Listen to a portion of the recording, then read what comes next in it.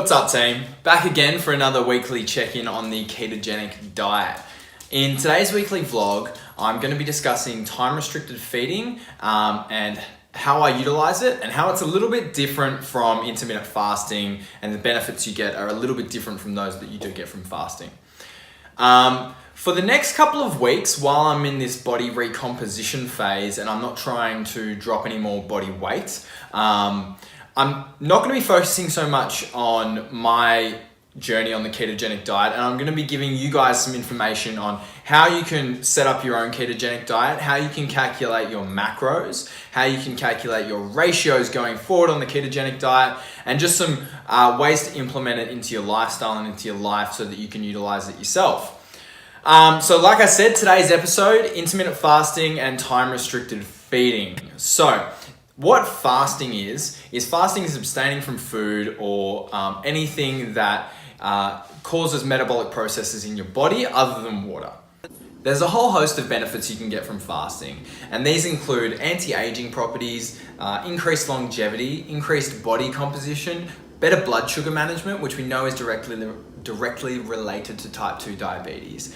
And also, it's got anti-cancerous properties. Now, this is because of a process in the body called autophagy, and it's essentially a process by which your body cleanses itself of bad cells. Now, this is incredibly important. Obviously, cancer is the mutation of cells and spread throughout the body. Scientists have observed this happening with fasts between 18 and 48 hours. Now, whilst a lot of you might do intermittent fasting and fast for 16 hours a day, and you're probably thinking, I'm not getting into that autophagy range, this is just when scientists have noticed a statistically significant amount of autophagy increase. That doesn't mean it's not happening when you're fasting for prolonged periods of time.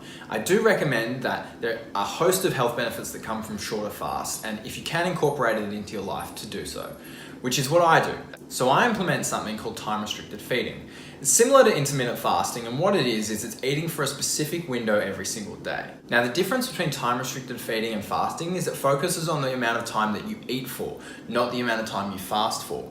The reason it focuses on the amount of time you eat for is due to the circadian rhythms of your microbiome and your enzymatic processes.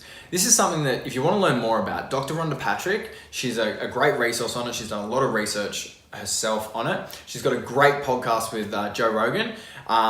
Look it up if you just want some cruisy listening on the topic. Otherwise, go and look at some of her research papers. It's great information, and I think it'll really help you convince yourself that maybe I should only be eating for a 10-hour period every day. I personally eat for an 8-hour period every day because that's all I feel I need. Plus, I have those coffees in the morning, which I feel may interrupt that process.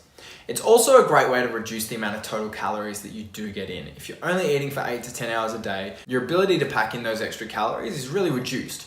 So that's how I feel like I'm losing a lot of weight, and it's a great thing to do when you're on the ketogenic diet because hunger is not so much of an issue when you're on the ketogenic diet.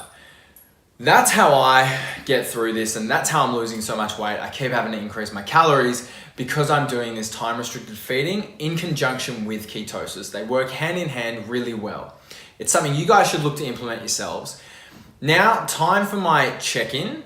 I've been feeling really good. It's good to see. I weighed in this morning, as you can see, at 88.4 kilos. Now, I know the weight keeps going down and I keep increasing my calories, so over these next few weeks, hopefully the weight stops dropping off so much because I am competing in the 94 kilo weight class in 3 weeks, and being 88 kilos in the 94 kilo weight class seems like a bit of a waste on my behalf. So, time for the check-in. Let's see how we look. Sorry I missed this week's weightlifting help video. I will be uploading a really good one this Thursday to make up for it. It's just been crazy coming into 30 June, being an accountant and everything. It really was crazy, but I'll be uploading a great one this Thursday, so keep tuned. Thanks.